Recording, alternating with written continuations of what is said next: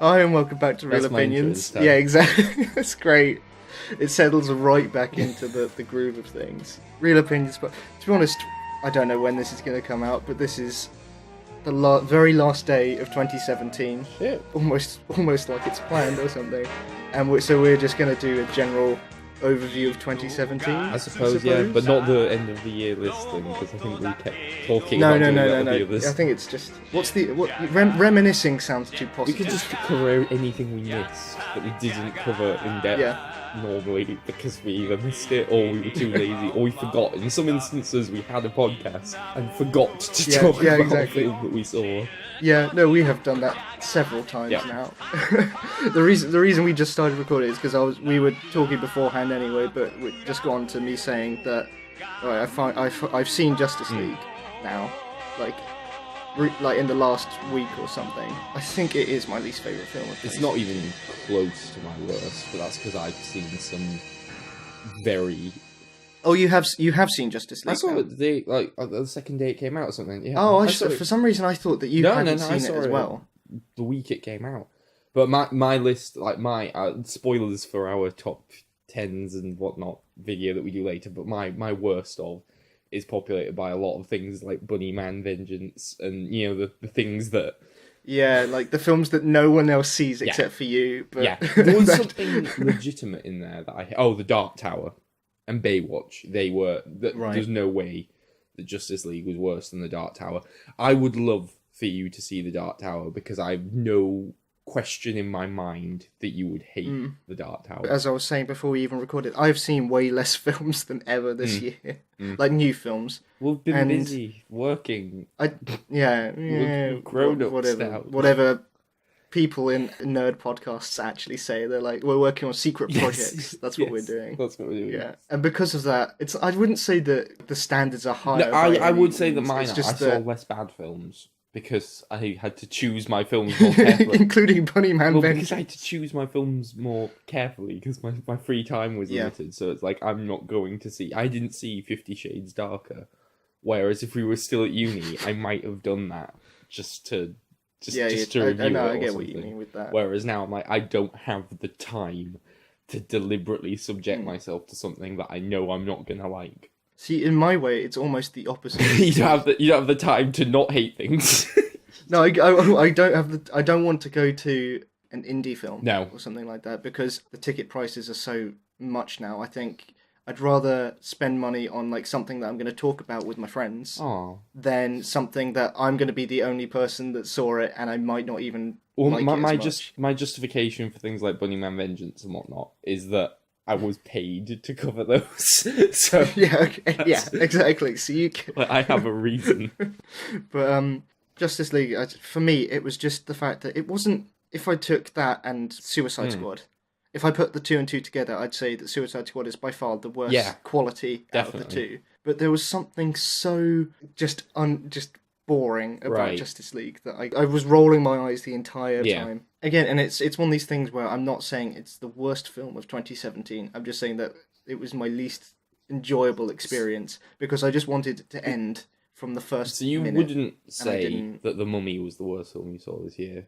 Which is what is apparently popular to say. I would watch The Mummy 3 times in one sitting rather than watch Justice The Mummy League again. sits right in the middle of my list. For all the you're supposed to hate it, it's like directly slap bang in the middle. Like it is like 25 out of 50 or whatever. It made me like the Avengers more because it was just crap Avengers. There was one joke that I did genuinely find funny. I'll admit to that.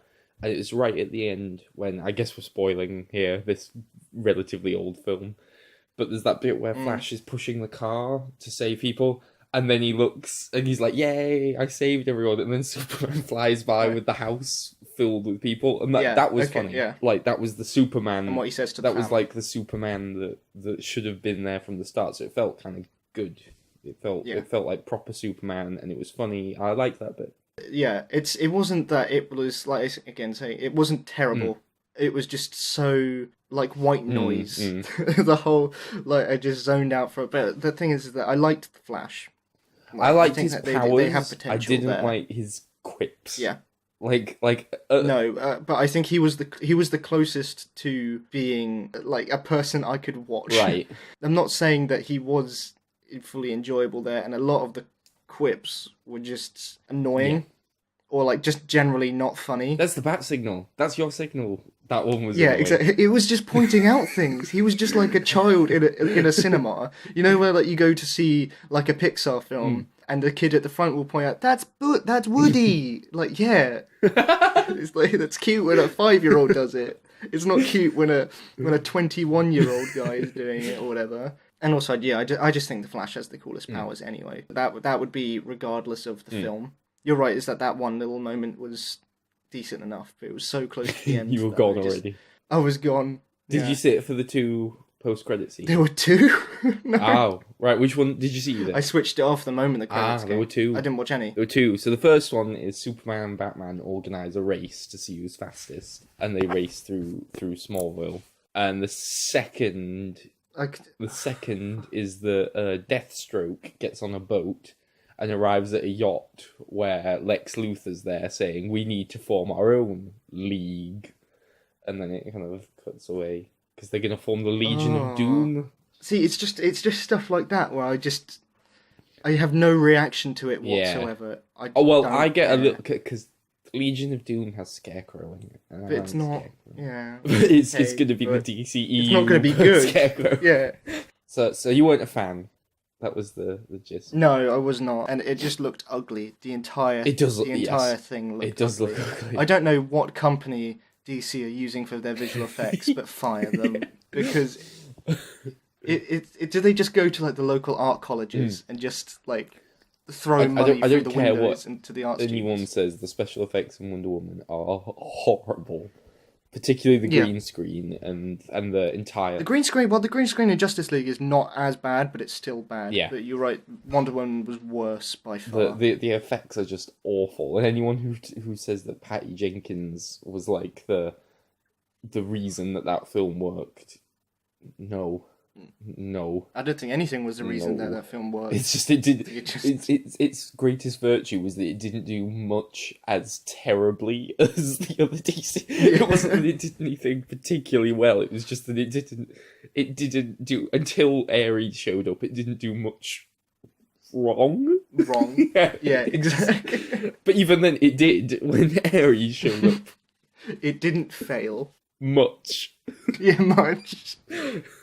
But I think if you saw Dark Tower, you would be amazed. Because I haven't read the book of Dark Tower, so I'm not, like, precious about... You haven't read all 7 books of Dark Tower, you mean? But it condenses the whole thing into an hour and a half. And it's just amazing, because there is literally no element of a story that gets enough time devoted to it. Like, just nothing. It is, like, such, like... bare bones.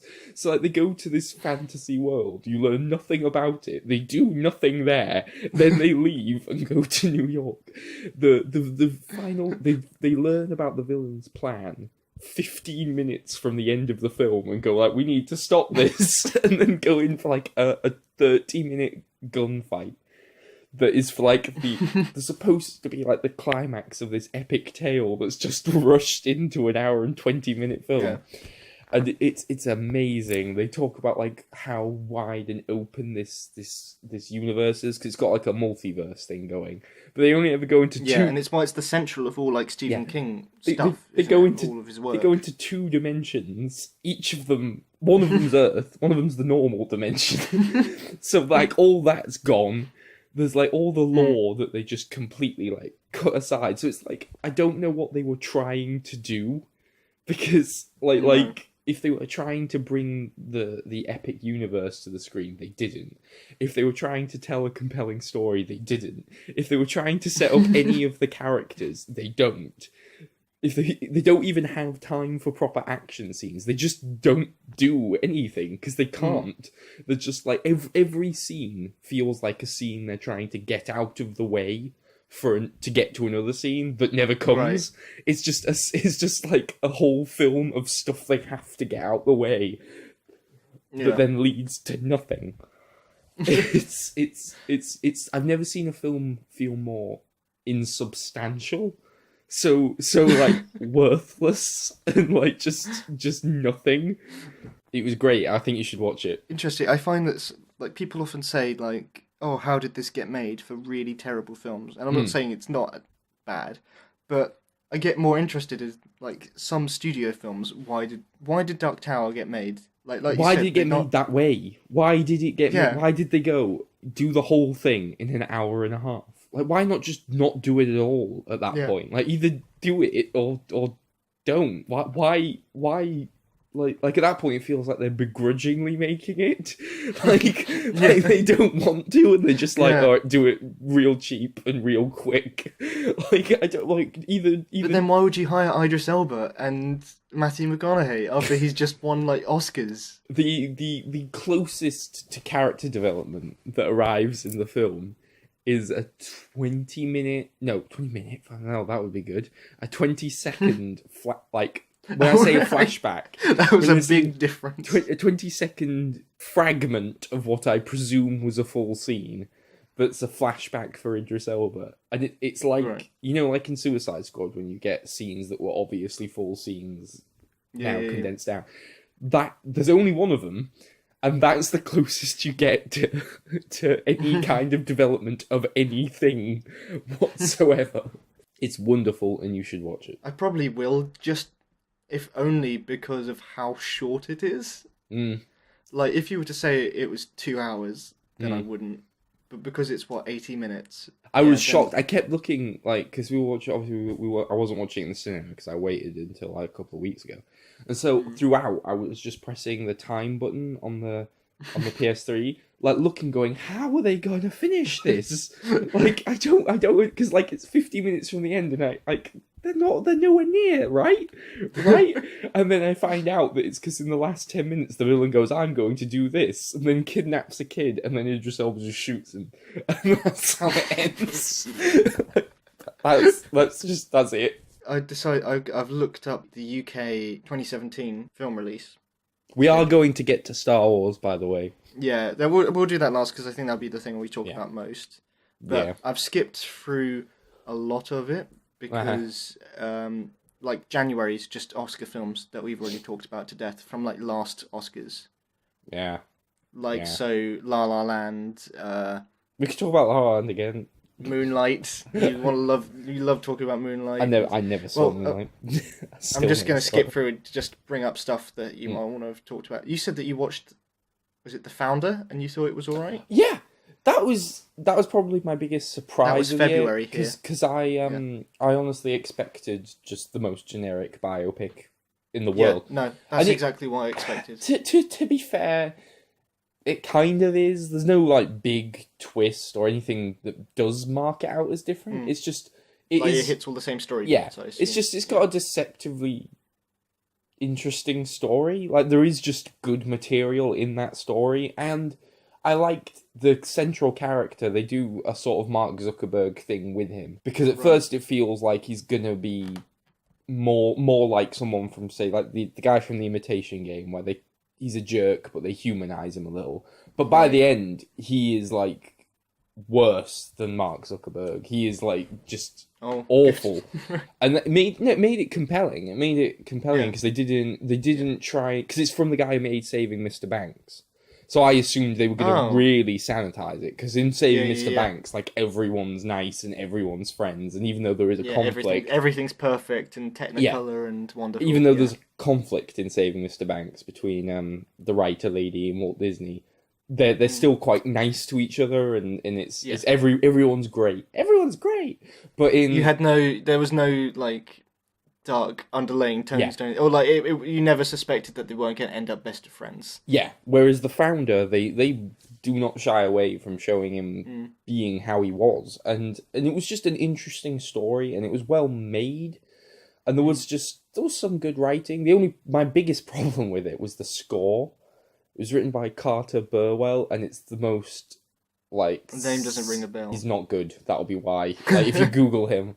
He's like done some decent films, but his music in those films is always really...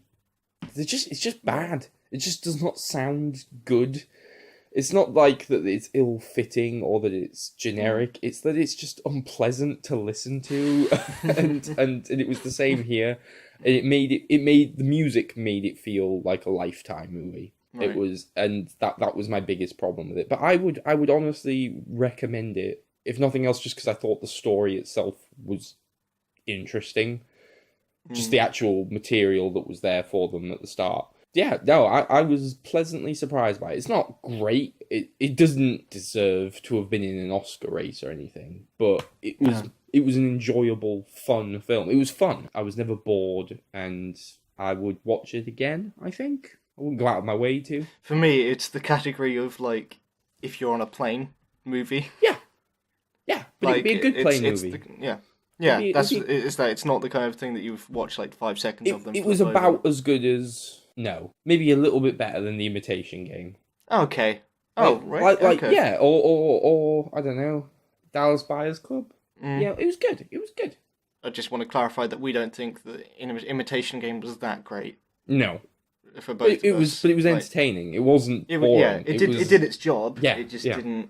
I've since rewatched it because it's British, so it's on English TV. Like, they play it once a month for some reason. Yeah.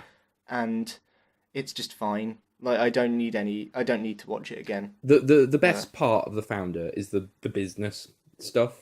Right. Because the way it sort of works is he buys the rights from the guys to set up a couple of other chains of McDonald's around the world. Yeah. He's like, look, if you let me, I'll sign this contract and I'll set up other McDonald's around the world, and I will stick to, because they had really strict rules about what they wanted. They didn't want to like sell out.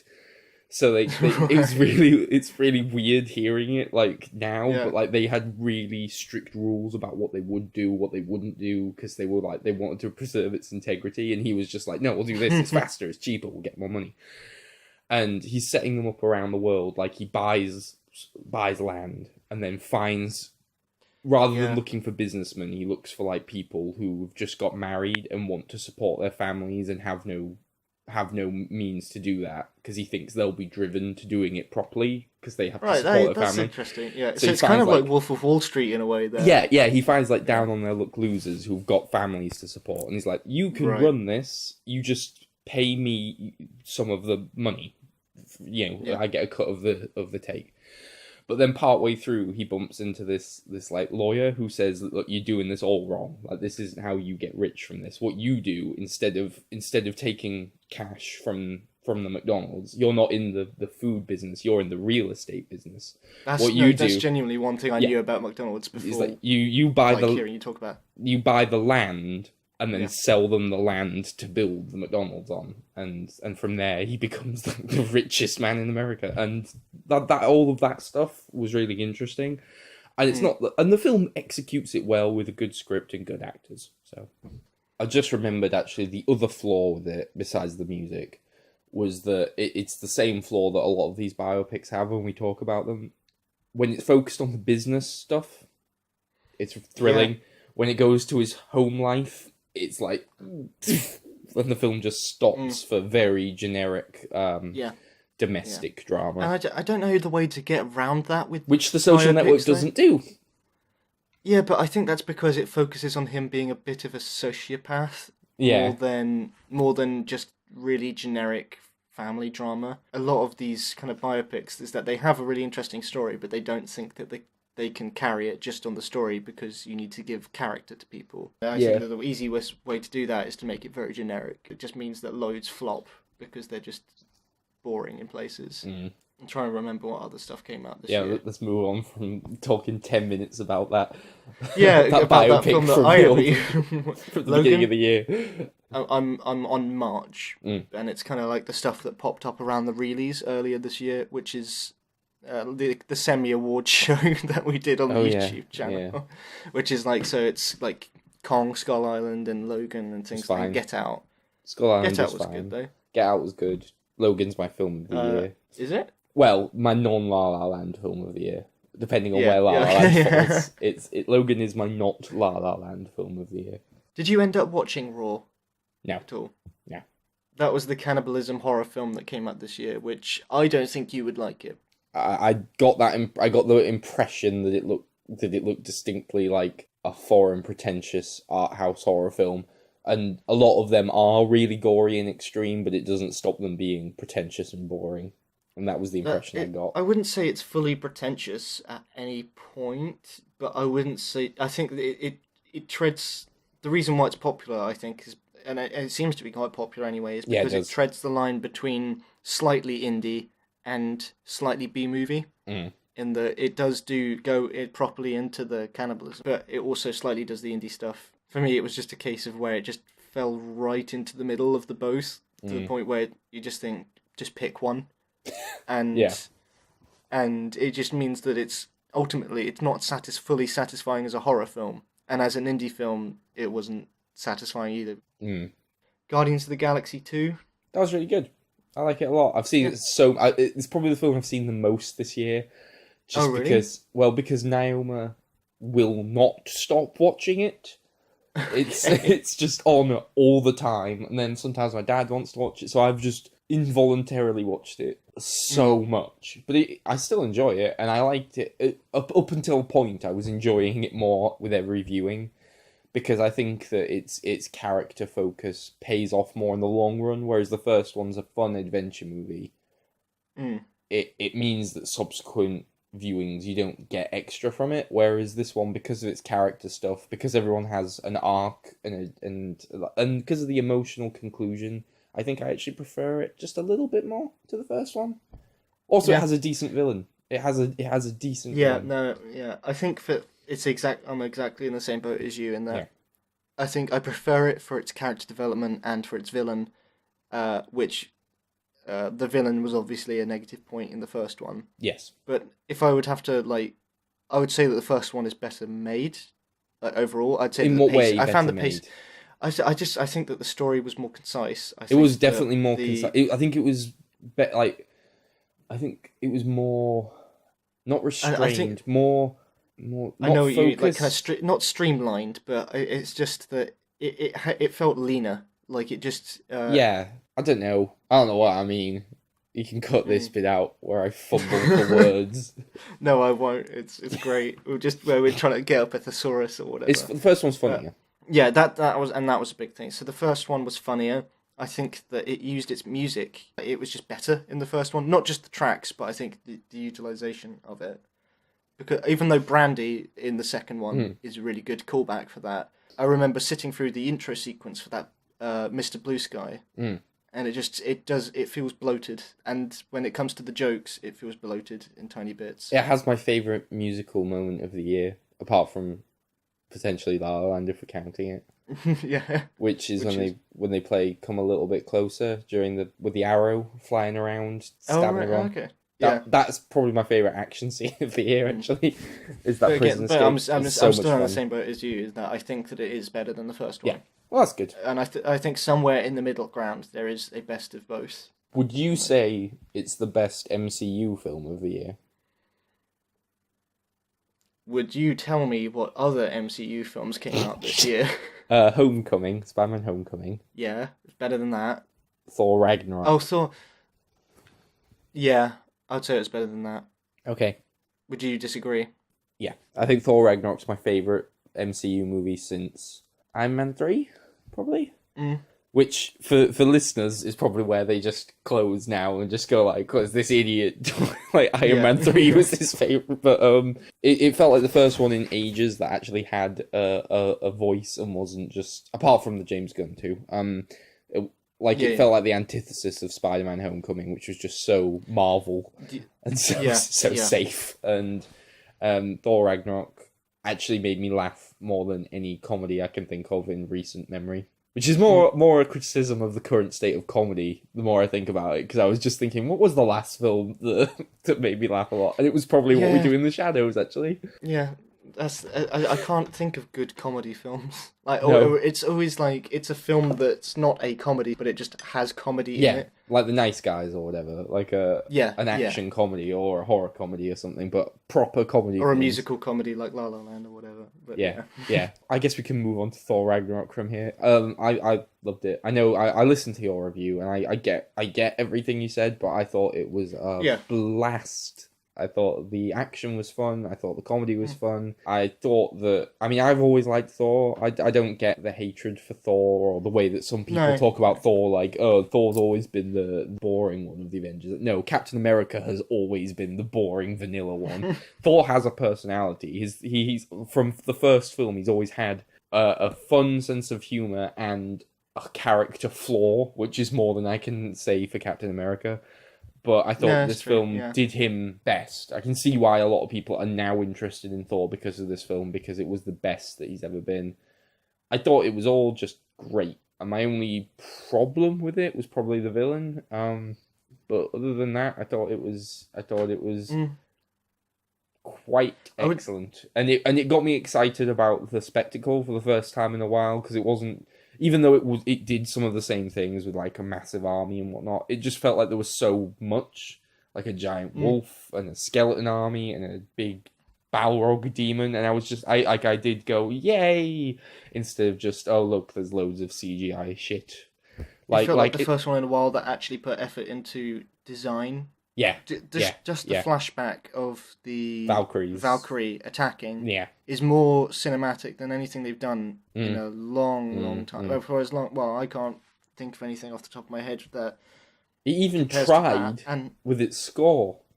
Like it tried. No, it did actually. I remember that. Yeah, and it was a step in the right direction. And I agree with you on the villain thing, but again, I still think that.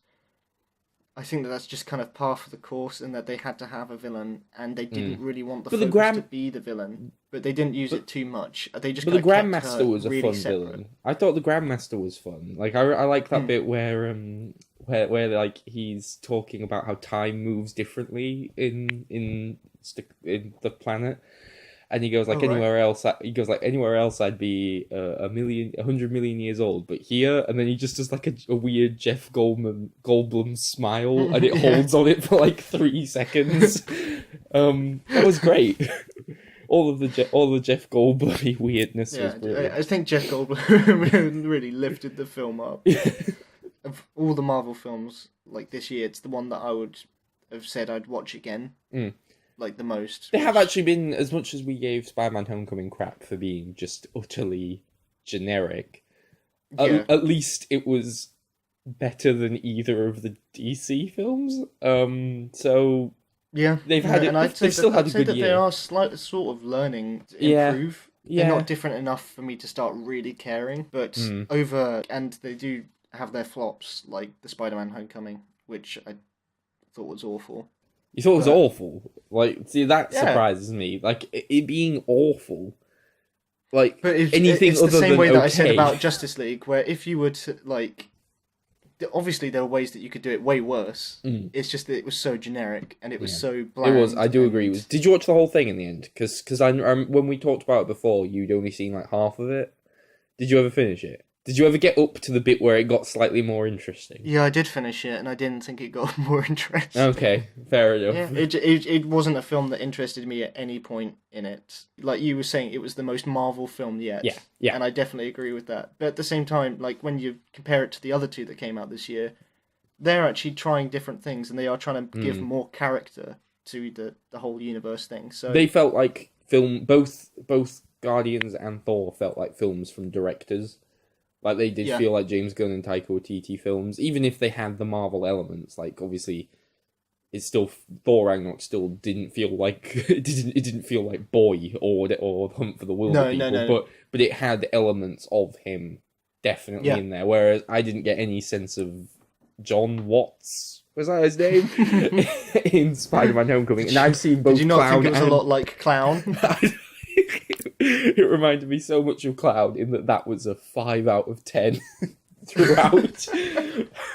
I saw Cop Car in the end, and there's no sense of who he is except a safe pair of hands. Yeah, he knows how to press record. Yeah, he does a great job. That puts him one up on David Ayer. He's got. We need to watch Bright. I want to watch Bright. It's that thing that Red Letter Media said about The Last Jedi, where they just pulled in some guy. That's what DC have been doing, just pulled in some guy to just make a film. in May there was Alien Covenant, which I don't think we didn't talk about covered. that. No. At the time I saw it, I thought it was good with that sort of inflection that I just gave. That was exactly I don't know what inflection that is. It's just that tiny O's. that was exactly my reaction. Like, good. As time has gone on, I would say I have become more and more critical. Like, by the day, I think of it more and more critically. Right. My initial good was because at least it answered some questions and it had an actual alien in it. But as time's gone on, I've started to think of it like less like I should just be grateful for any old crap, and just thought, those answers were stupid and the alien wasn't threatening. So it's like my initial reaction was almost like an abused spouse that was just like defending it. Like sometimes it's nice, but now the marriage is over and I can see it for what it was. It was toxic. Yeah. The worst part, the part that for me is like emblematic of the whole film, is when the xenomorph finally shows up, and I was like, finally, because we're like 2/3 into this film that you heavily promoted as being a return to Alien, and it shows up a third from the end. So I was like, great, let's do proper Alien stuff now. And the first sequence with the alien is it scuttling around on the side of a ship, trying to get in, and it looks so weak and helpless. Like it's devoid of any suspense or tension, because it's just it is in threat. It isn't the threat. It is in peril itself, trying to get in, while the human characters sit in a cockpit just like, ugh, that thing's just like it's an annoying fly on the windshield that they're just trying to wipe off with the wipers. It just felt like such a bizarre choice that it's like, now we're finally going to bring back this iconic killer that everyone's been waiting for. And it's just aimlessly wandering around on the side of a ship, butting its head against glass, trying to get in. And that felt emblematic of the whole film, because it was like, they brought back the alien, and it sucked. I'll talk more about this kind of stuff when we get into The Last Jedi thing, but I was so interested by the fact that it basically just took what they gave in Prometheus and then just said, forget about all that, we don't give a shit.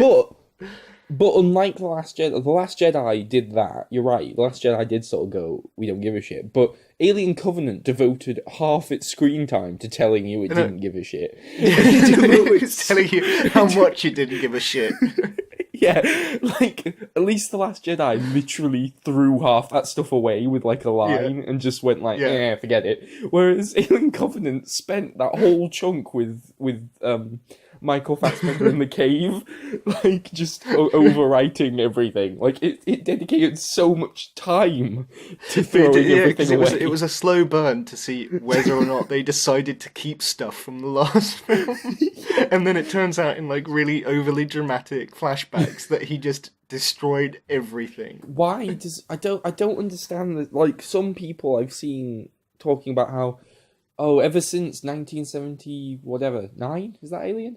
We wanted to know where the alien came from. It's like, no, I just assumed it was an alien. But people have always been like, on the other side, like, no, the great thing about the alien is its mystique. And it's like, no, not that either. It's just an alien. It's not mysterious. There's no like, ooh, where did it come from? It's just an alien that lives in space. Do you wonder that about everything you see in Star Trek? Do you go like, where did that come from? What's the meaning? It's just Where's there. That alien? Yeah. It's just there. It's in space. But now to have this incredibly convoluted, like, chain of this alien leads to this alien that leads to this alien, and like, oh, my head hurts. I don't understand why. The best part of that film was another moment where you kind of go, how did this get past why did the studio allow this? Which is the moment where Michael Fassbender tells himself to blow while he does the fingering, which is just what? Why? There were like so many giggles in the cinema when that happened. No one takes that scene seriously. No one can take that scene seriously. I mean, it's a great VFX showcase. It was, because it was all a single shot. I mean, to me, it just shows that, he just really wants to do a remake of The Parent Trap or something like that. Some things, I think, do need explaining in films, but other things, like, just the general premise does not need explaining. Yeah, like, that's the thing, is, like, it's one thing to answer a question that some people might think was best left unanswered. But in this case, this wasn't even a question. It's just a thing. It's just a thing. Yeah. Why does it need a great explanation for where it came from? And why doesn't that apply to literally everything else? Do you wonder where the shark in Jaws came from? What? I don't understand where that all of a sudden mystique behind the alien came from. It was just an alien. I don't know why origin has to play so much into stories, but when I was thinking about it, like, a lot of horror films are just about where did this thing come from. Quite a few of them, anyway. Like, if you get a werewolf film, it's not just going to be there is a werewolf. A lot of the time, it will be how did that person get bitten or something like that. And you can't do a mummy film without a flashback to whatever old person died. Perhaps cut back to that flashback 6 times, each time with a voiceover explaining exactly everything. Well, it's funny you say that, because I got for Christmas, I got the Friday the 13th game. And there's so many detailed, like, little Easter eggs and references throughout it that I was like, right, I have to watch these films now, because I'm sure some of these things are very clever, but I don't understand them. So I've been, like, blasting my way through the films, and it's funny how little they care for Jason's origin, because it changes in nearly every film. Like, in at one point, he's just a kid who drowns. Then in Jason X, he's like a mutant. In Jason 9, when he died, his mother got the Necronomicon from Evil Dead 2, because at this point they were trying to set it up as a shared universe. So they got the Necronomicon and summoned him back to life, but he came back as a giant slug that possesses different bodies. It's very weird. He came back as a giant slug. He comes back as a slug that passes from consciousness to consciousness. But in the end, because Jason 9 starts with like, there's a woman showering, and then Jason bursts in and chases this woman, and it's like, you think it's just a standard slasher thing, like he's chasing the naked woman, but then she runs out into the woods and stops, and Jason, like, steps forward, and floodlights come on everywhere, and it turns out it was a trap set by the FBI, who just bazooka and machine gun him to death, and he blows up into a million pieces. But then because his body's destroyed, the little slug goes into other people to try and continue the murder spree by possessing their consciousness. And in the end, one of these people gets their head cut off, the slug shoots out, crawls up someone's vagina, and then fully formed Jason emerges from inside them, and it goes back to normal Jason from there. But yeah, they have no consideration for like a consistent backstory. They just do whatever they want on a film-to-film basis. And I was reading something where the producer, because that game has like a museum of Jason history in it, and the producer of the franchise basically just said, we thought of it like a campfire story and how it just gets changed depending on who's telling it, so we didn't care about consistency or anything. And in retrospect, I wish the alien was more like Friday the 13th, which I never thought I'd say. Like, just a complete disregard for where it came from or anything like that. Just individual isolated films that do whatever the hell they want, as I just demonstrated with the worm thing. Like, each film did whatever it wanted for its own sake. Yeah, I do get that point, and I like the idea of it being the campfire stories idea. But I think that only works after you've made all those terrible, weird That's the films. thing. It's like Friday the 13th had nothing to lose because it was always kind of crap. Yeah. So it could just do whatever it wants, whereas with Alien, people would probably get a bit more upset. Yeah. just a bit. Yeah. Baby Driver also came out. We did talk about Baby Driver. We had a podcast. Yeah. I still like it a lot. Briefly about it. Yeah. I'd say that is my most watched film of the year. Is it? Yeah. That's funny, because you didn't like it that much. When I recorded it with you, I think I remember saying a lot, I've only seen it once. Like, I'm going to see it again, and it grows on me every time. Well, good. Like, as with every Edgar Wright film, it always grows on me, but it still continues to do so. For some reason, I feel like if I watch a film that has musical moments, the first time I watch it is the most impactful. And that's what I thought I was going to have with Baby Driver. But to be honest, I enjoy the music, how it syncs up much more. And I felt like I was spotting more and more, not just because it's Edgar Wright and there's lots of like visual trickery and all of that, but I was just enjoying like the editing and the pacing a lot more every single time, which is not something that I generally enjoy more with rewatching. Even That's though, good. like I said, it's the film that I've watched the most this year, I would say out of all of them, I'd be the most willing to rewatch it again, actually. Well, that's good. Oh, actually, I'd say maybe it's in a contender with Get Out. Right. I only saw Get Out once. I still like it, but I've only It's saw it once. it's a case of you where it's not like I sat down to deliberately Yeah. rewatch it again, but it was a film where I watched it on my own, and then someone wanted to watch it, and then someone else wanted to Right. watch it, Yeah. and then and my family wanted to watch it, and I just sat with them through it, and because of that, I've watched it lots of times, and that also gets better on rewatches, I think. I thought that would, because the parts where we thought it was trying too hard to be creepy with the servants would have a bit more context, and it wouldn't just be like creepy for creepy's sake. It was a good case of, with a lot of these Blumhouse horrors, I feel like you could rewatch it and there's nothing that you gain from it. And I'm not saying that this is like a great puzzle, but there's small things that you pick up on, and every time that I've watched it, I've spotted something new. And I've watched it about 4 times. Well, that's good. So, and the little things like, you notice how all the servants wear hats, or like why the woman's constantly checking her hair is because they all have surgery scars Oh, right, okay. on their forehead, which is actually not that clear until near the very end, where the grandma and the grandpa start chasing him, and it also explains why she's just staring into the mirror the whole time. Yeah. And instead of just being creepy. just a creepy thing, which was my complaint when I first saw it. It's because she's constantly checking her hair to make sure that the thing is covered. Yeah. That makes sense. It makes sense why it would be improved. Coming from what I briefly talked about with Raw earlier, A Ghost Story came out this year, and that was an indie film. Your review really, like, I mean, I didn't have any interest. I'm not going to pretend I did. I saw Pete's Dragon. It's fine, but it did not make me excited for what this director would do, free from a pre-established story. No, because the best aspects of Pete's Dragon were just what Pete's Dragon already was, not anything to do with his execution of it. So I wasn't excited, especially since it looked pretentious. Then you told me about the pie scene, and I was like, right, okay, I'm done. that's Yeah. it. No way.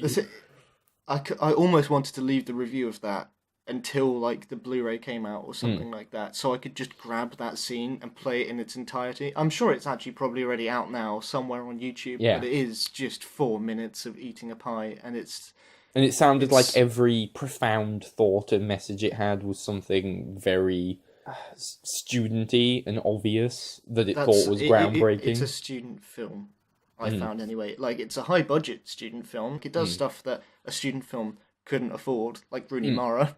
Yeah. But at the same time, it didn't. I think it wears a lot of its ideas on its sleeve, and then people seem to believe that there's a lot of depth to it. It sounded to me like a lot of people just sort of like talking, like people saying what the point was as well. Yeah. I got that impression, and that always kills any idea of depth when it has to have people explain the depth to you in film. Yeah. Because it was one of these things where I felt like I should have liked it more because so many reviewers liked it, and so I read all of them, and they were just basically saying what was very obvious about it, and only one actually added anything to it. I think it's just people that watch it and they feel like, oh, I get it, and because they get that, oh, I get it, they enjoyed it a lot more. Yeah. In the same month was Logan Lucky. Did you end up seeing that? No, I was honestly. It's so weird that you mentioned that, because yesterday we were about to rent it on Amazon, because we rented Transformers, but you couldn't rent it; you could only buy it. And I was like, okay, I don't have that much confidence. Otherwise, I would. I want to watch it. I'm sure it's fun, but I enjoyed it. Yeah, I want to see it. I do want to. For me, it didn't excel my expectations, but it did exactly what I wanted, which was Hillbillies Ocean's 11. I thought they were just going to use that kind of marketing tagline, Hillbillies Ocean's 11, to basically say it's Ocean's 11 but dumber. But it actually does have some good it has good heist moments. It has funny moments. I'd say it's like I was saying, how there hasn't been a good comedy this year, but it's kind of a heist comedy. Yeah. And it does comedy a lot better than most comedies nowadays. There is one character that annoys me, Seth MacFarlane. Oh, okay, right. He's just annoying, but that's more because I just see it as Seth MacFarlane. If it was one of those films where if you thought that might be decent, I'd give it a shot because I watched it. Everyone I watched it with enjoyed it. My dad likes heist films a lot. Like, he likes The Sting and Catch Me If You Can. I know it's not a heist film, but he likes heist and con-man-y, capery things. Yeah, I wouldn't say it's like anywhere up to like best heist films of all time or anything like that, but it's it wouldn't need to solid be him, entry into it. He just likes any heist film or con man films. He liked Focus, so it's fine. Right, no, he'll really like the Cloak and Lucky then if he liked Focus. Exactly. Yeah, but it's a good movie night film, definitely. Yeah, like and it's one that I feel like it really slipped under people's radars for some reason, like more than some of the indie darlings this year, or whatever. Can I now jump in with my Seth MacFarlane point before I forget? Yes, yeah. So we both of us watched Star Trek Discovery, didn't we? Oh, is that this TV show that he made? Yes. Have you watched any of the Orville? I watched the trailer, and that was enough. The trailer is very misrepresentative of what the Orville is actually like. Because the Orville is a much better Star Trek show than Star Trek Discovery. Okay. It's not a comedy. Is it not? It's not a comedy. It's got comedy in it, but it is basically just a light-hearted rather than comedy. It's not too serious, but it's not like jokey either. And it feels more Star Trek-y. It's got like a great rousing score. It explores issues. The last episode that I watched was about there's one of the crew is a member of a species of alien where they're all male, and they have a baby that's like 1 in a million that's a female.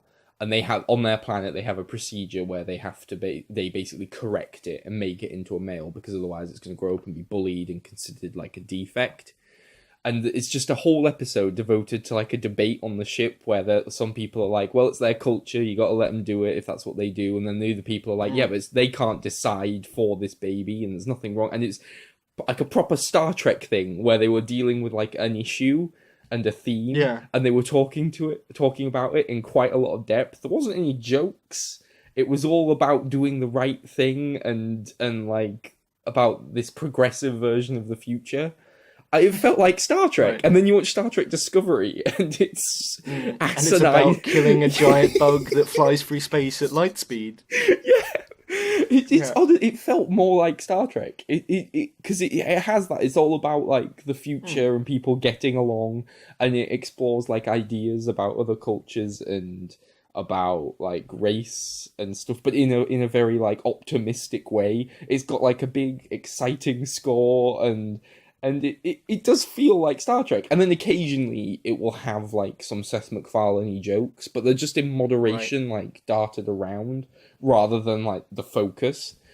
It's weird. It's such a weird show because it feels like it should be a comedy, but it's not really. I quite liked it. Like, it's not great, but I was just so surprised more than anything when I watched it. I was like, oh, it's actually like taking the sci-fi part quite seriously. And doing it quite well as well. And then Star Trek Discovery was just a confusing mess of where every episode it seemed to change what it wanted to be. And it felt like every episode had a different showrunner behind it. Like, no, this is what we're doing now. Did we do a podcast talking about Star Trek Discovery? No, we agreed to watch the whole thing so that we could, and then didn't. And then we never did it. So we just watched it. That was a waste of time, wasn't it? I mean, coming from someone that's not even a Star Trek fan. I mean, I've watched the 3 modern films. I've watched all Star Trek films and individual snippets from various shows. Even like not a fan of it, I was just thinking, what is this meant to be? It wasn't. Well, it's not as a Star Trek show. My problem isn't that it isn't Star Trek. My problem is that just what it is is bland, awkwardly written, and characters sort of like it. What I found weird about it, I don't know if this is going to make any sense to you, but like, did you feel like almost every episode felt like a re-pilot? Where they sort of like established things again, or would sort of like now she's at this part of the crew, and now we're gonna start the story proper. But it was like every week that happened. It felt like it had a lot of false starts. I can kind of I'm not sure if I would go so far as to say a repilot, but I would say that it never felt like it reached a point of settling. No, it never It just felt yeah. like every episode it was like, and this happens, and this happens, and this happens. It feels like people were saying about how the two-parter episode is like a prologue more than a pilot. It all feels like prologue. Yeah. I don't know where I'm meant to start caring about anything. It felt very messy and very like just like none of the writers were in the same room as each other and just threw a load of shit at a screen and they kind of made it feels like one of those like story writing games where someone has written the last sentence and you get to write after that like what happens. Like you only got the last sentence. And I remember messaging you at the time saying that I think the only episode that I thought was fine and you didn't like it because was the time travel one. I wanted to like it. Like, and the only reason is that I got your reason for not liking it because, like you said, it didn't fully utilize the idea. But for me, it was just the fact that it felt like it was the first episode where it felt like it was an episode of something, as opposed to just a continuing happening of things. Happening of things. That was it. It was just like, oh, we need to get the spores. Oh, the spores are doing this. Or the Klingons are doing this. We need to go over there. And it like what you said, it felt messy, but it just felt like a stream of consciousness from someone explaining their Star Wars fanfiction. No, stream of consciousness from 6 different people explaining their Star Wars at the same time. Like, yeah. And it didn't help as well that none of the main crew were remotely likable. Like, Michael was just an arrogant asshole who kept doing things wrong and then like getting mad that people didn't trust her even though she routinely fucked everything up. And then she was like Laurie. It was like they made Laurie from The Walking Dead the main character of a show. Then she had her annoying sidekick, her annoying sidekick roommate who was just like, I'm the ditzy stupid one. And then there was but I have heart. She has heart though. Yeah, the heart one, yeah. Then there was bland, handsome guy that joined halfway through to be bland and handsome. Oh, but he had a version of PTSD, which meant that he was out of the plot for being raped by Klingon Star Trek optimistic future. Klingon rape. Boldly going where no one has gone before. And then the I can't remember, is it Stamets, Anthony Rapp? Who's just awful. He was just awful every time he opened his mouth. The arrogant engineer man. He was just terrible. Like he was just like his entire character was like I'm a smart like bad Sherlock Holmes. Like bad sort of like I'm smart and arrogant. You don't know how to connect with people, but he wasn't that smart. Nothing he said was funny or clever. It feels like someone's looked up what like high functioning autism or high functioning like OCD is like, and they're just like, this sounds like a good character. But let's write a smart character. Yeah, but he just came across as an asshole, like just an asshole, and there was just no one. The only person on the crew that was remotely interesting was it Lorca, the captain? Yeah, and that was only because he had a clear flaw and was well defined and wasn't trying to be funny all the time. Well, also because he was the only one that seemed to know he was an arsehole. Yeah, he was the only one that was an asshole that knew he was. Yeah, he knew he was an arsehole, so he just got on with it. That was the only thing that made it made him bearable. But the thing that I just keep when thinking about the show, I just keep replaying the same shot of that bug going into space and then teleporting. A teleporting space bug is like that. The other thing that they completely... I mentioned this with the Orville, was the music was, like, very triumphant and, like, the music in Star Trek Discovery. How do you do that? You have Star Trek. It has two iconic themes. And even the new movies have the Michael Giacchino music that's kind of rousing and exciting. And that was the thing. It was like all those themes, they're rousing and exciting and like, let's go on a space adventure. And Star Trek Discovery starts with this really bland, tedious piano music. It's like, what are you doing? The intro sequence, I remember we complained about that somewhere in between watching all the episodes, but it was the first time where I actually was thankful that Netflix put in that skip intro button. On decent TV shows, I kind of get annoyed and I just think, who actually needs to skip it? And then on Star Trek Discovery, I just thought it was like a "Do you want to be bored already?" button. Like, because it felt like 3 minutes of just boredom right at the beginning of every episode. Like, it was a big handbrake on every single episode right at the beginning. And it's the composer. I think I might be wrong, but I think it was the composer who did the music for Legion. And some of the score for Legion was quite good, but this was just tedious and bland, which is probably a good summary of Star Trek Discovery. Actually, tedious and bland. Oh, good that we are going through a full talking about the year then. Looking forward to part 2 of season 1 in January. Or I don't want to watch it. Well, I have to now because I've made it this far, and I'm not having that for nothing. No, I can't do that for nothing. It comes back to what you were saying about with Alien Covenant. Like, just because you're with them doesn't mean like it's an abusive relationship. Like, they're not going to get better. You just have to sever all ties with them and just move on. I did, but the thing is, I didn't watch much TV this year. I never do. But I watch mostly good TV, and I would say that probably makes this the worst show I watched all year. Just because I didn't watch anything else that was that bad, but yeah. I never talked about Blade Runner. I don't care. I don't like Blade Runner. Never mind Blade. I can't be bothered with a 3-hour sequel. So. No, I think it was better than the original Blade Runner. Honestly, that's without similar to Star Trek. I only watched it the day before seeing Blade Runner. No, okay. 2049, and I thought it was good. Which I thought one it was more impressive because the original. Sorry. Okay. I thought it was good. I thought it was more impressive because of the time that it was made in, more than the actual film itself. I kind of fell on the same lines of you. It's just not a very good noir. No, it doesn't have any mystery or detecting. It's just a noir with an interesting backdrop. I think just because something is a noir doesn't make it good. Like that. I often see people defend films by their praise for it's like a noir, and it's like, yeah, some noirs are bad, just like other genres. Every genre of film has bad examples, and just because something is a noir doesn't mean it's clever. It just means that it is a noir, and it's not a very good noir. It looks nice. I won't take that away from it, but it's not a very compelling story, or it doesn't have any detecting apart from Harrison Ford sat in front of a computer. No, there's not going, much. enhance. There's not much detecting. Yeah, and I would say that Blade Runner 24, I think, it improves on basically every single aspect of Blade Runner. Well, that's good. Every single aspect.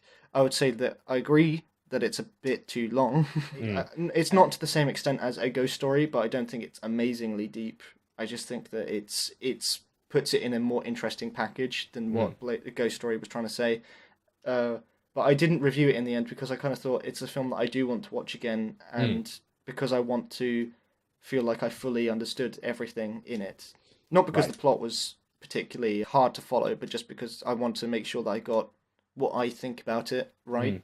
However, I was surprised that so few people didn't pick out more plot problems with it, because there were a few things where I just kind of watched it and I thought, oh, that's stupid. Like a regular blockbuster stupid. Okay. And I didn't feel like a lot of critics pointed it out in their reviews because they were so focused on how beautiful it looked. But there were moments where I thought it was just very stupid blockbuster. Did you ever see one big film that I know we never covered, either of us, but James did? Did you ever see Dunkirk? Yes, I did see Dunkirk. I watched it last night, actually, again. So, what a coinky dink. I don't go as fully as you saying with it's boring. I just think it's one of these... It feels cheap to say, it's an experience film, but it's meant to kind of evoke a certain emotion. It's not meant to be... I would say it doesn't gain anything on rewatch. Yeah, that emotion being tedium. Oh, look, they're looking at the beach again. Oh, now they're looking at the beach again. Oh, a plane flew over and it was a bit loud. Ooh, there's a ticking clock in the background. That makes it tense. Ooh, a submarine. And there's a boat. It's the longest hour and a half I've spent in the cinema in all year. I did not love it, but I did not like it. I did not dislike it nearly as much as you, but when I was finding myself impressed with it, kind of similar to how I talked about Blade Runner just now, I was more impressed with the filmmaking than I was with the actual film I was watching. When I was seeing those big scenes on the beach, I wasn't thinking, God, this is gripping. I was thinking, wow, that's a big film set. I wonder how long it took them to set that up. I won't contend that. I won't I'm not being contrarian. I won't say that it's No. bad. I just found it thoroughly unengaging and completely disinteresting more than anything. I think it was. I watched it. So last night, obviously, I didn't watch it in the cinema. I watched it at home. It was much better in the cinema because that booming, the sound editing for it is definitely like it's trying to be very visceral. Like in the cinema, it's trying to be bombastically loud and then also very quiet, which works in a cinema when you've got surround sound and 1,000 pound speakers.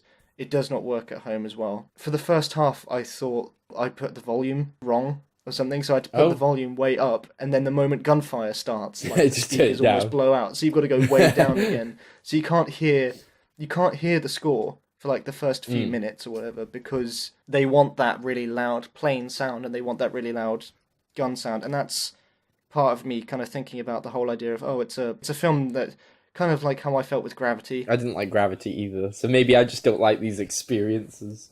Yeah, that's the thing. Is if you don't see it in a cinema, Maybe I just like films, like classics, like The Mummy, which I enjoyed.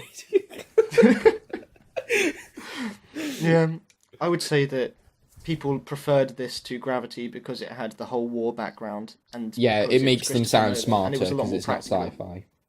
Yeah, it's not sci-fi, exactly. so they sound smart. But I would say for me, it falls exactly into the same bit that Gravity did. I thought it was an enjoyable time in the cinema. Like it showed like the benefit of going to a cinema for me, for sound and for picture and all of that. See, maybe that was my problem because it highlighted for me my singular experience that cannot be applied to anyone else. It's completely personal and idiosyncratic, but my experience with it highlighted why I should not go to the cinema. Because it was filled with old people going, what? They couldn't hear each other because they were talking to each other, and over the planes they just kept. And then like this one old person stood up in the middle, like right central screen, couldn't find their way out because it's confusing when there's just a straight line to leave your aisle, and that's you just go to like thing, the home or something. To watch it was exactly like that because I went on a Monday after work because I thought there's not going to be too many people because that's paid off this year. I've found going straight after work on a Monday, get in there, not many people, have a relatively quiet, pleasant time, but that was not a good showcase for it. That experience. So damn it, Christopher Nolan, you need to control your audiences more. Yeah, that was the problem. Yeah. Appeal less to pensioners. That's your big comment. Yeah. Brief note from just scrolling through the thing. There was a film that came out. Which month is this? November. Called Marjorie Prime, which I did see. It was a very small film, but I just wanted to bring it up because if someone was thinking about watching it, I would say don't. Okay. Because it was one of those things that I was thinking about reviewing, and then I realised I had so little to say that it only fits in something like this. But basically, I was just listening. I was sat listening to it. I closed my eyes for about half an hour of this film because you don't need to watch it. You just need to listen to it. I was just thinking the whole time this would be a fine audiobook. Like, that's it.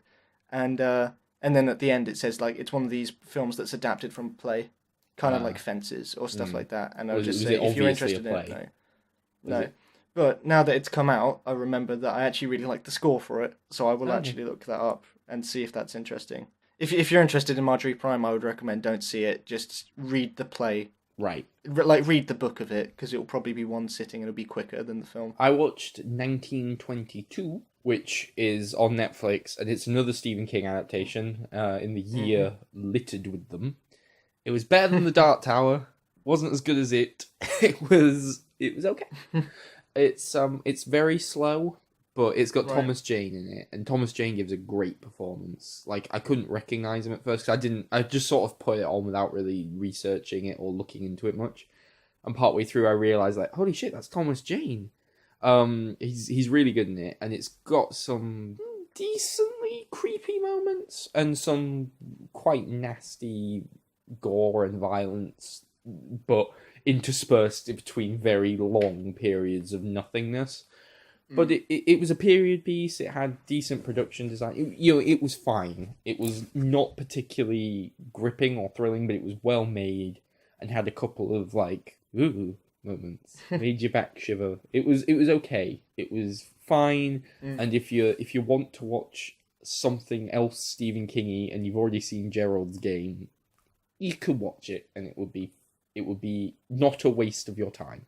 Have you watched Gerald's Game? No. No.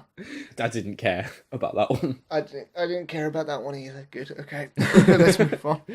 I assume you haven't seen The Disaster Artist either. No one will go with me. I really wanted to, but no one will go with me. I wanted to at the time, but the more I think about it, I look at the cast list and I just think I wouldn't go to see any other film with these people in. Yeah, that's the thing, because it makes me worried that it's going to be a comedy, or proper... in my head, the perfect version of this would be like Ed Wood. Have you ever seen Ed Wood? I have watched Ed Wood. Because I love Ed Wood. It's my favourite Tim Burton film. I think it proves that both Tim Burton and Johnny Depp can do good things when they care and they try. And that's, you don't need comedians to make The Room funny. It's already funny. Yeah, exactly. And so you look at that cast list and I just think of things like Sausage Party and the other stuff they're associated with, and I go, that stuff isn't funny. Can't we just have proper actors doing... I don't want to say proper actors because I don't want to imply that comedians aren't proper actors, but good ones then. Can we have good actors doing this? And you don't need to try and make this funny, because it is. If there was a different team of people behind it, I think it would have been a film that I would have just gone and seen on my own. Yeah. But because of them, it made me feel like, is it going to be sad if I go watch a Seth Rogen, James Franco comedy? I know what you mean. On my own. No, I do know what you mean with that. Because part of me thought, because it's A24, which is very independent art house. Well, they did Moonlight last year. And so I thought, maybe they're trying to they will take it a bit, not seriously, but focus on the actual story. But a lot of the reviews just seem to be that it is just like a regular James Franco, Seth Rogen flick. A lot of things just sort of say, every review I read always says something like, if you like The Room, you'll find it funny. And it's like, well, I can watch The Room and find it funny already. I can watch The Room right now. I want a good film about that. And for all I know, it is. But like you said, that's exactly what I thought too. Yeah. I hope I like it. I want to watch it, and I hope that I enjoy it when I do. I think after that, it's just Star Wars left to go. Oh, yeah, okay, sure. What is there anything else you want to talk about? Kingsman. I kind of skipped over that because I didn't want to hurt me. Is that not to hurt you, because it was just not what I hoped it would be. Yeah. I agree. Yeah. For me, it was the first time I ever felt like that about Matthew Vaughn. Yeah. Because I kind of trust him to do something. I don't want to say lazy, because I always hate when people call films lazy, because it takes a lot of effort for everyone involved, but less generic. I don't know. I wanted him to do something more daring. Maybe that's the better way of putting it. And then there was just the stupid stuff. But the thing is that I would say almost that a lot of the stuff where it went more, what you would say maybe traditionally daring, is the parts where I thought it was at its weakest. Yeah. Just killing off some characters. Yeah. And bringing back characters. I didn't understand. That was the bigger problem. was... And, they kind of went a bit more ridiculous with the technology. They went too ridiculous. Yeah. It's a perfect balance in the first film. Exactly. It is ridiculous, but it's fun ridiculous, whereas this sort of Austin Powers... Yeah, it went from being a James Bond parody to almost being an Austin Powers parody. Yeah. I feel like a couple years down the road, I'll just forget that Kingsman 2 happened and just enjoy Kingsman. I hope so. And that's kind of it. I hope it doesn't, taint the first one for people who did enjoy the first one. I know a lot of people hate the first one, but for people who do... Yeah, and I was surprised because, like you said, Kingsman 2... Kick-Ass 2 was not good. And that's kind of how I feel with it, in that I forget Kingsman 2 exists. I just enjoy Kingsman. I keep... They sound so similar to that. Yeah. I don't remember Kick-Ass 2. I just watched Kick-Ass. Yeah. And I kind of thought, well, Matthew Vaughn didn't direct Kick-Ass 2, so it's not his fault for that. but I think you can't really pass it off onto anything else for this. Well, let's hope he does his Masters of the Universe film that he's always talking about. He-Man? He wants to do He-Man? That would be amazing, yes. Is that genuinely it? He's one of those like Guillermo del Toro who has about 60 different things he wants to do. Yeah. He also talks about Flash Gordon, about obviously Kingsman 3, Fantastic Four. He's always talking about wanting to do Fantastic Four. Yeah. Like, good luck, I guess. Yeah. They're ideas that could very easily go sour, I think. Except for Kingsman 2, he's proved himself that he can do schlocky well. Yeah. Right, now we can move into the thing that this podcast is probably going to be titled after. Star Wars Last Jedi. How many times have you seen it? Once or twice? I've seen it twice. I've only seen it once. Do you want to see it again? Yeah, I think I do. Again, it's kind of falls into the similar thing with Guardians 2 and Guardians 1. If I had to pick a favourite, I'd say I prefer Force Awakens over Last Jedi. Me too. But me too. At the same time, I acknowledge that Force Awakens is, all the critics say, like the repeat of New Hope and all of yada yada. I think you said it best when, after I saw it, you messaged me and said, I think all of the controversial bits were the bits that I liked the most. And that's, I would agree with you. The quote that I've agreed with most was from the Red Letter Media. Well, this is probably going to be spoilers, by the way. So if you haven't seen The Last Jedi, it's hard to talk about it without spoilers, definitely. Yeah. But I think the quote that I found that summarises it most for me was the Red Letter Media, where they start right at the beginning, where they say, it's not a mess, but it's messy. That's just how I feel about a lot of it. I enjoyed it a lot, and actually, when I saw it the first time, I avoid, when it comes to Star Wars, I avoid reading any reviews anything. I definitely get that. Until after I see it. I'm not like you, I do watch the trailers, mainly because I can't be bothered to go out of my way to avoid them. Yeah. But reviews, it's easy enough to ignore. So I saw it, enjoyed it, didn't like it as much as The Force Awakens, but enjoyed it. And then came back to see the shitstorm that had been brewing in my absence, and was so confused. Because I saw... like, I leave for 5 minutes. But I was so confused. Because I saw it and just thought, like, it was good, but I didn't see anything that I would have thought of as glaringly controversial. I just thought there was some pacing problems. I thought the bit with the horses was a bit dumb, things like that. But like, I didn't think there was anything that was gonna cause this fallout. And then I came back and saw the polarizing, the petitions, and all this nonsense. It was like, what happened? I was so confused. And then obviously when I saw it the second time, I went in with that knowledge. And I was even more confused. Because I was watching it like, I don't understand what anyone's angry about. I would not contend that it is a perfect film. And as I said, I had my own flaws with it. But none of my flaws were to do with some of the asinine shit that people are angry about. I think the one that I kind of struggle to argue, the fan-based arguments, the point that I struggle to argue against we are talking about the fan arguments here, which is that in some ways it was good how it destroyed so much of what The Force Awakens was trying to set up. But at the same time, I think that some ways it could have done it a bit cleaner. I personally like the Snoke thing, killing Snoke. Yeah, like that was, again, controversial decision. I understand that some people see it as a problem because of the setup and the lack of answers, because everyone needs to know where everyone comes from and needs to know every little detail about everyone's origin. But when you give them that in prequels, then they get pissed off that you gave them that. So I understand why they're annoyed, but at the same time, other people seem to just want an exact rehash of the Emperor and Darth Vader stuff. And then it's like, what do you people want? Because The Force Awakens was great until it was shit because you found out it was The New Hope, as if it hid that fact. Right. Then this is too far different, and I don't know what they want. I genuinely feel so confused.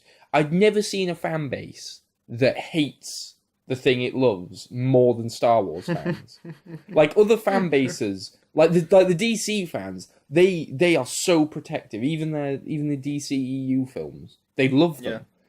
They love them. But Star Wars fans, they're in a race to hate the next film as much as they can, more than anyone else. No fan base hates something as much as Star Wars fans hate Star Wars. I think it's just because of the nature of how the series has been left. A lot of Star Wars fans like people our age or slightly older, have only experienced the prequels coming out. And the prequels are definitely in a like an idea of you hate the prequels, don't you? Everyone hates until these ones came out. Then it flipped. But and I think it's a fan base that's based on half loving, half hating, and so they're kind of stuck. And so now these new films have come out. The film needs to be very much like the light side and the dark side. They need something to hate and they need something to love, and so they've moved their hate from the prequels to the new ones, and now they love the prequels. Like, I think it's. I really don't get what they want. Like, I feel like they don't get what they want. I think if you gave them whatever it is they have in their head, they'd be annoyed. I think, to be kind of devil's advocate for them, I think it works best with the Rey example, where like the idea that they set up her parents as being a puzzle, basically like a point, and then they ruin that. Then they get rid of that point, but they do it in a way that affects the story, affects the characters, builds on everything. It builds on it more than any bringing back any old character could. And that was a great example. Could you just answer me this question? I'm not trying to be provocative or piss people off, but who could Rey's parents have been? Give me a list of upwards of 5 people. Give me a list of candidates before you start getting into like Watto and Salacious Crumb or some shit. Like, give me 5 actual characters. I'm genuinely trying to think. Just again to be devil's advocate, because I definitely agree with the idea of not having important parents. Luke is what a lot of people thought. Right, which that's would the have been most generic predictable and that's stupid. Generic and predictable. Lando. Yeah. Why would that? What difference would it make? It would just be for the sake of her having parents. Yeah. So it wouldn't make any difference. Third, let's say Han. She could be Han and Leia. I feel like that's I feel like that's gone. Which would be the same. Maybe Han had a secret daughter with some floozy on whatever. Right, okay, Han, I'll give you that one. Not Princess Leia. I won't give you that one, because that would be kind of already established in The Force Awakens. Maybe she was brothers. Oh, brothers. She's not a brother. Maybe she was related to someone in the Resistance, like Poe or Finn. I'll give that as one. Snoke's daughter. Right. I suppose. Right. That's 5. So all shit of these, ideas. Yeah, and with all of them, aside from them being predictable because there are only 5 people they could be, what difference does any of it make? None, yeah. To anything. Yeah, right, good. Glad we established that. So, move on. No, but the point that I was making was that I think that the Rey thing was a good way of like taking what was offered, like the mystery box thing that J.J. Abrams always talks about, and turning that on its head to create something meaningful, where before it would have just been fan service. And I think with the Snoke thing is that because it was just a complete rehash of it's just the Emperor again. Sure, there's no explanation in the originals. There's no explanation of why the Emperor is the Emperor. He's just an old man that controls everything because he's an evil character. That's what I thought. And so I think that because it's the exact same thing again, I think people wanted an explanation of how could people let this happen again so easily.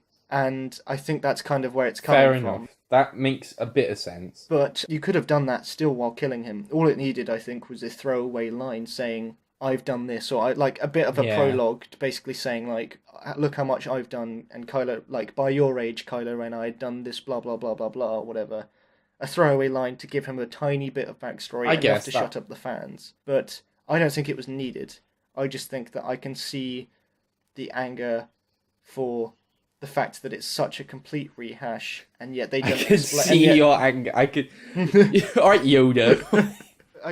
I can understand why people would be annoyed with the Snoke not getting a backstory, but I just didn't care about that. I can understand a lot of things. It doesn't mean that they're not stupid. The other thing that the point that I've really found grating, I've seen it from a lot of the when I say Star Wars fans, I don't want to say that anyone who doesn't like this film is an asshole, but a lot of the vocal ones are assholes. They are coming across as absolute, like, commenting on when it's Rian Johnson's birthday, like, just commenting, I hope you die, you murdered Star Wars. Like, you're an asshole. You are an asshole. And a lot of them. So when I say Star Wars fans, let me rephrase it as asshole Star Wars fans. Yeah. A lot of the asshole Star Wars fans saying inane shit like, this film wasn't about the old characters, it was focused on shoving the new ones in our face. Like, that's what that's what it's about, you dumb shit. I don't want to watch... Like, the best parts are the parts with the new characters. Yeah. That was the best parts of The Force Awakens were the new characters. If anything, the worst parts were the old characters and how they had to be shoehorned in for idiots like you. Yeah. I mean, you didn't need it for the original trilogy. They were just allowed to be new characters that weren't shoved in our face. How are they shoved in your face? Because they're characters acting as characters in a film. They're shoved in your face. What does that even mean? Shoved in your face. What do you want from these 70-year-old movie stars? They're not going to be doing much adventuring, especially since Carrie Fisher's dead now. What do you want from them? Of course the old characters are just going to be there a little bit. It's not about them. It's a new trilogy, you moron. You utter moron. And then the SJW. That's the other thing. It's like, oh, this is just the SJW Star Wars verse. Why is it an SJW? Like, I get annoyed with some of these things. Yeah. But they're not doing anything. They're not shoving anything in your face. They're just black people and women existing. They're just in a film. They're not. It's not. There's nothing. They're not doing anything. No. It doesn't stop to deliver a lecture on gender equality partway through the film. They're just in it, and it's actually fairly balanced if you want to go down to that. The main character is white still. The main villain is a white man, and he's the coolest, best character. Yeah. Then the other two characters are men, so you've still got your white men. Calm down. What are they so upset about? It's like, if it was... I wouldn't agree, but I'd understand if they were, like, recasting old characters. Right. As, different races or genders. I'd understand why they were maybe thinking it was shoved in their face then. And I'd understand if it was like Ghostbusters, and it was, like, an all-female cast, and it was being promoted as an all-female cast. But it's not. No. It's just a selection of people. Yeah. Yeah. No, I completely agree. Calm down, you lunatics. I was going to say, before you were saying with the, they're just shoving the new characters in our faces. The worst bit, to me, is still, just thinking back on it, was the Leia thing. Yeah, the worst bits in The Force Awakens were some of the old characters. Yeah. Yeah. The bits with them. The worst bit, the definitive worst bit in The Last Jedi is Leia's Supermaning. Yeah. And I was thinking about it. Why does it bother me? Because it is the Force is something that I'm willing for them to adapt on, but it just felt stupid. It felt like fan fiction. Yes, yeah. It didn't help that it looked so undignified as well.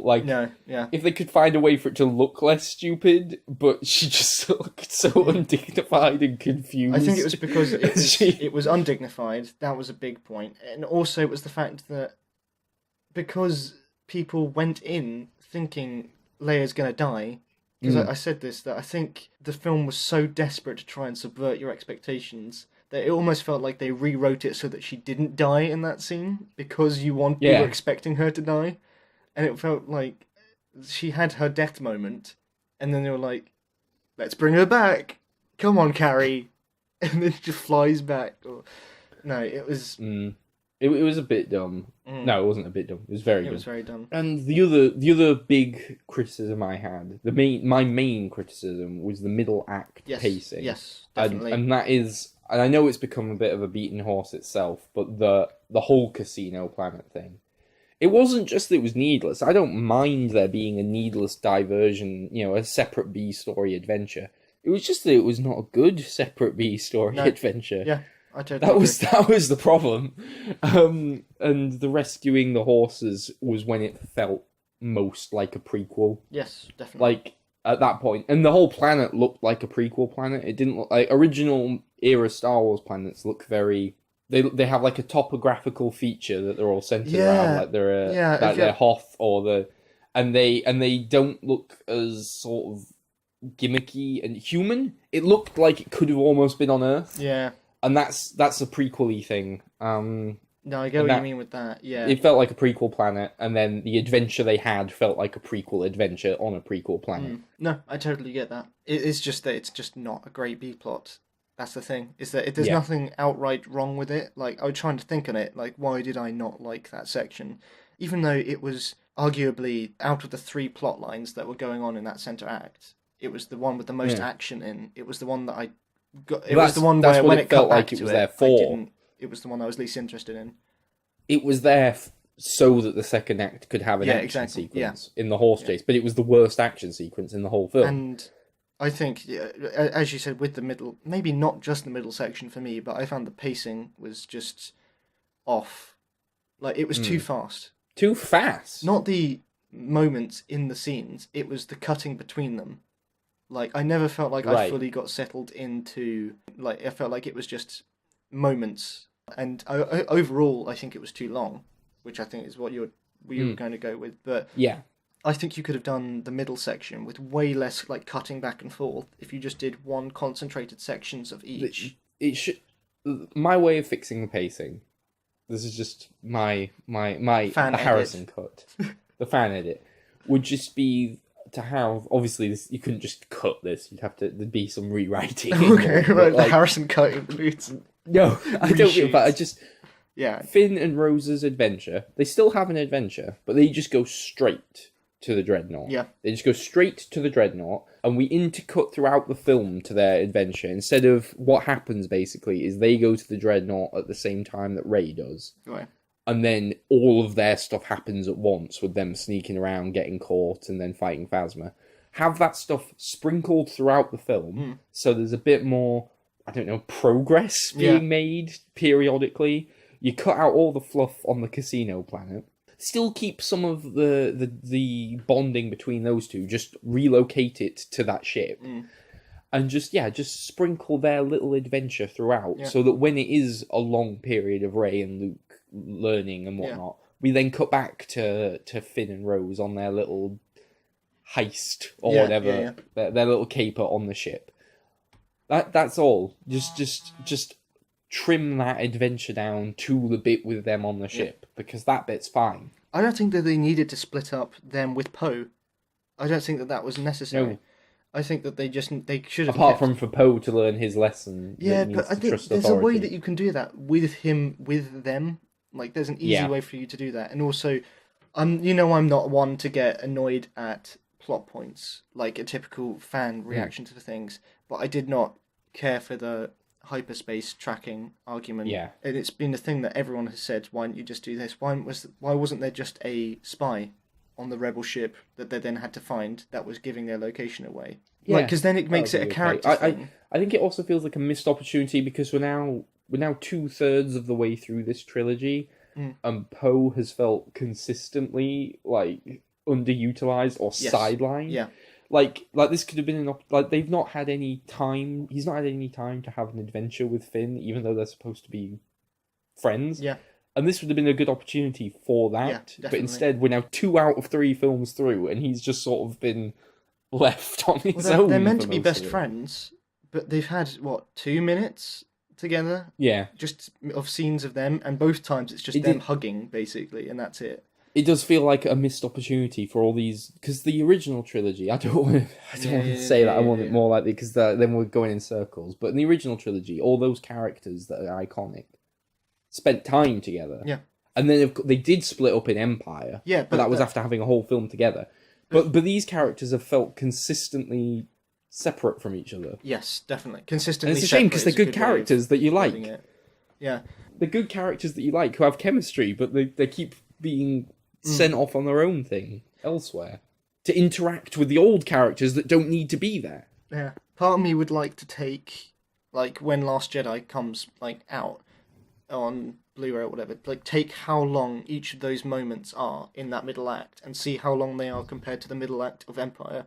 Because in Empire, it's not 3 stories. It's only cutting between 2 stories. 2. But that's because it's 2 stories. The 2 characters that didn't get much time together in the first one, they've put them together in a storyline in the second one, and it's about them evading the Empire, kind of similar to how they're trying to get into the Empire in this one. But they have like long moments, like they have them sitting in the belly of that space worm. That's a Yeah. relatively long scene, like, and moments. Yes. And sure, it cuts between the two, but the bits with Luke training felt like proper paced out scenes where they had a firm beginning, middle, and end. Mm. And with a lot of the stuff with Luke and Rey training, I felt like it was just as I was getting into the scene, it went back to something else that I just wasn't as interested in. Yeah, I think you're right. I think that's probably the main thing. Is it didn't need to be 3 lines of action. It could have just been It two. could have been two, and a And then better you'd have streamlined got- second one. Yeah, I think that's pretty accurate. And then you cut out the casino, which would just be great for everyone. Yeah, yeah.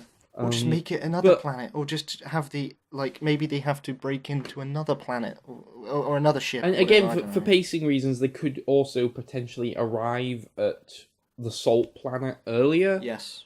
Yeah. Just moving their thing along, and then still have Rey's stuff the same. All of Rey's stuff, I have no problem with. The Rey and Kylo Ren stuff, keep it as it is. Totally agree with you. Just restructure the other stuff so that it moves faster, and through some of those narrative lulls, you can have exciting events like Finn fighting Phasma, like them getting to the Salt Planet, and like starting the siege.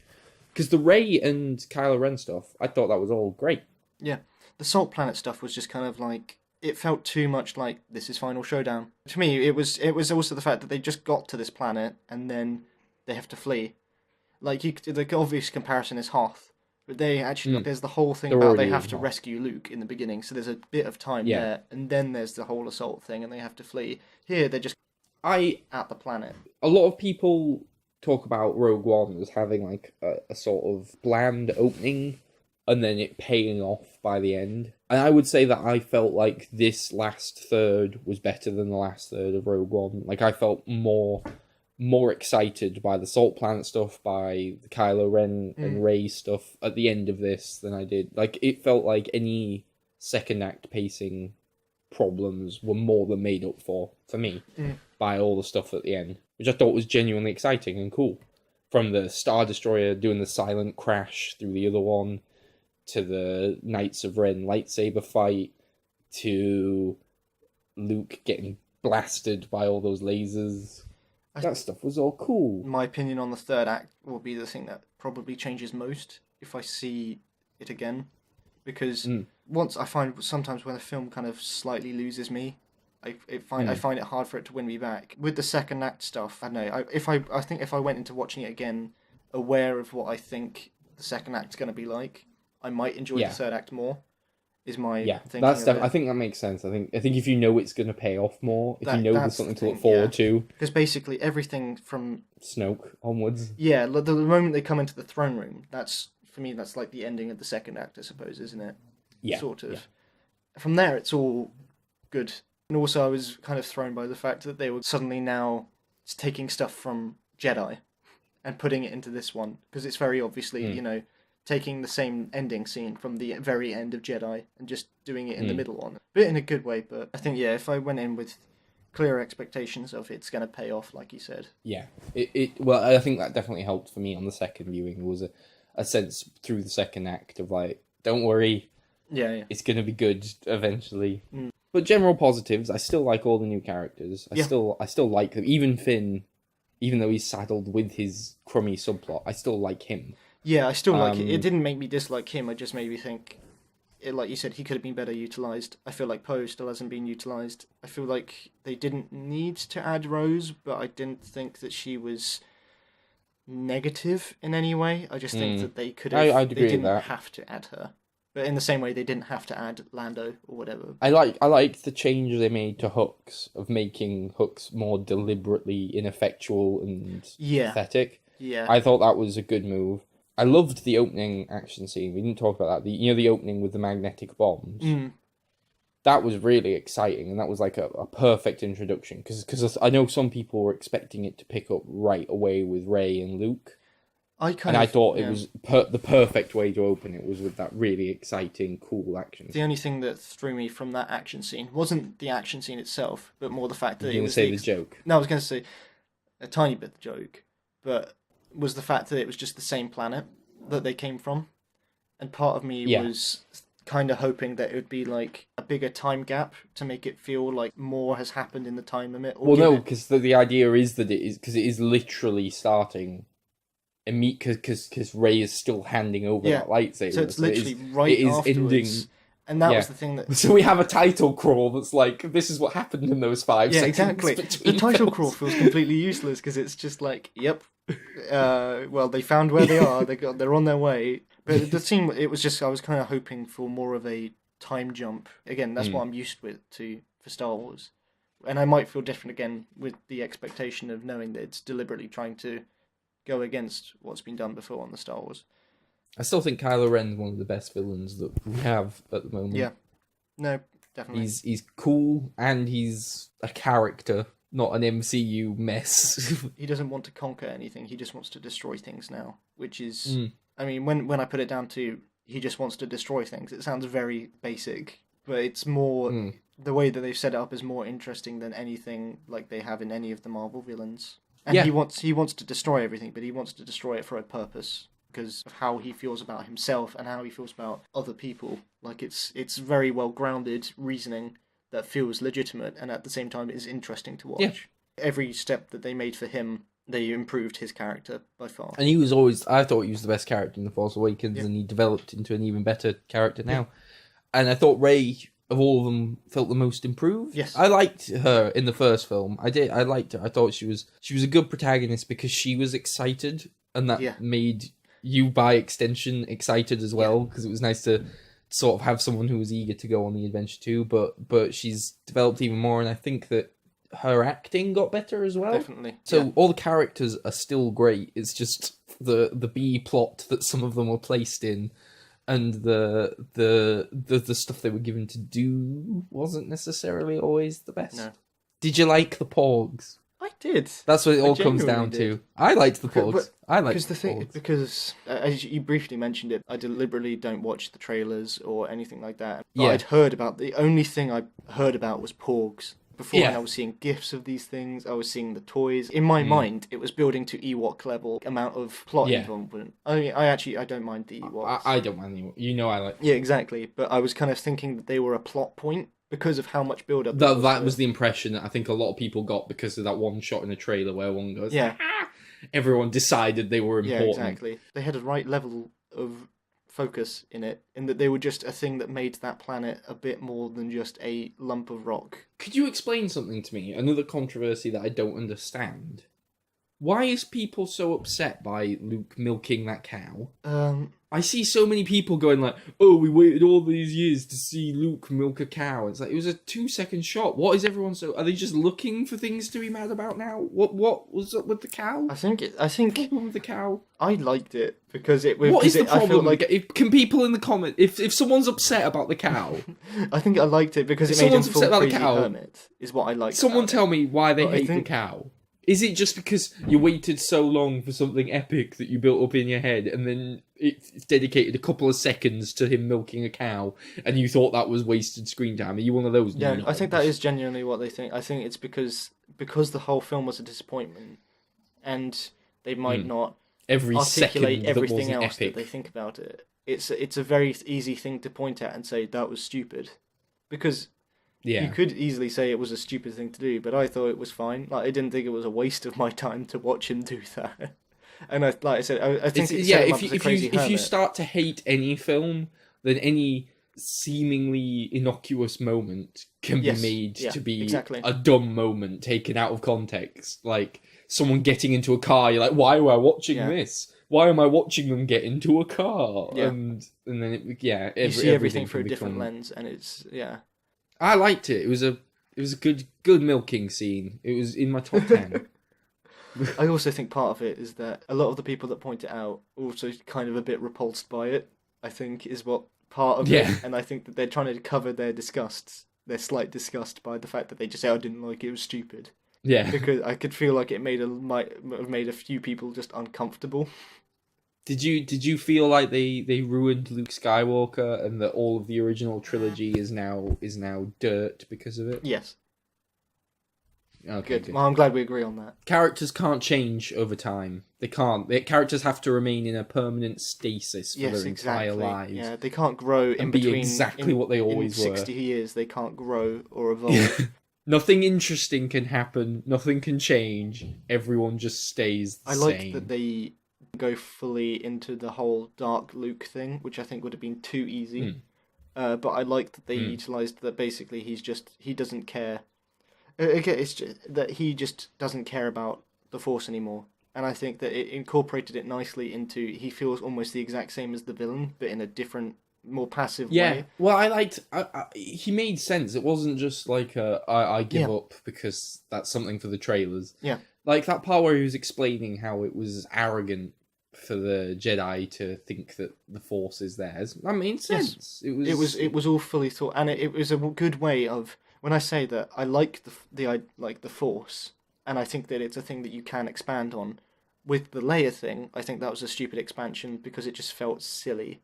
But the Luke thing was still an expansion on the idea of the Force because it was him saying it was him just talking about it, like just talking about the power as opposed to using it for some new special skill, which does happen later on. But I don't know. I still don't know how I feel about the whole Force mental projection thing. But that's why like that kind of development of the Force I liked, and the idea of like Rey not having to choose light or dark, I kind of liked because it was defying the duality of all the Star Wars stuff before, but at the same time it was making it into something new, and it was giving it more depth without trying to ruin the fun of it. Did you I think that this is a personal thing. I think that the use of Yoda was probably the best use of any of the old characters so far. It was the first time where an old character showed up, and I did sort of smile and go like, "Oh yeah, it's Yoda." It helped that it was, as Red Letter Media called it, it was Crazy Yoda, which is just the best Yoda. Is crazy asshole Yoda.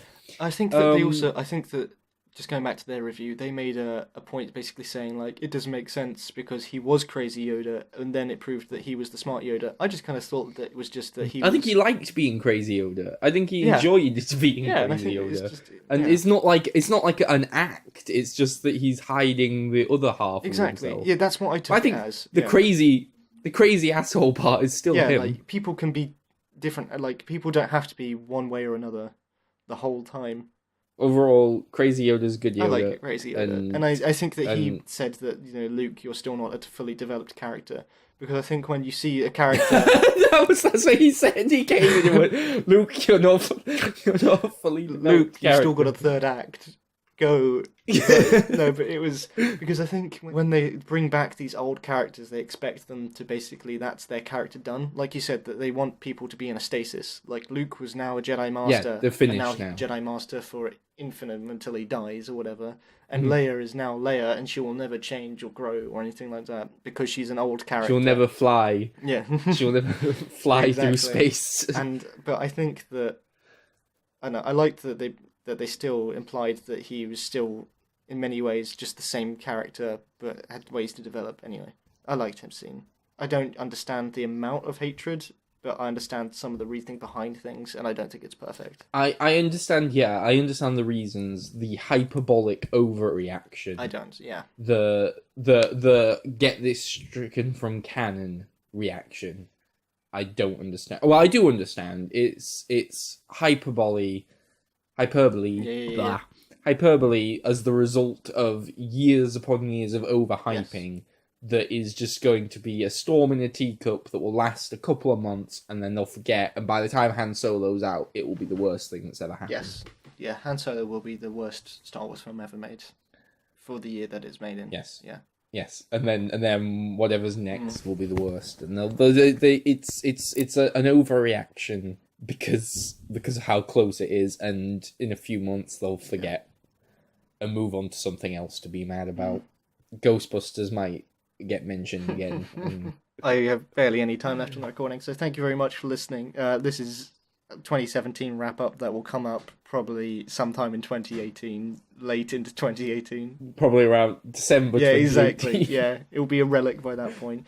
But thank you very much for listening if you bothered to. And Well, if that's the case, you can look back and remember when everyone was upset about The Last Jedi. Yeah, you can You'll listen to the go, latest oh, yeah, reviews of they were. Han Solo, and you can look back into the happy times when it was a different film that was hated.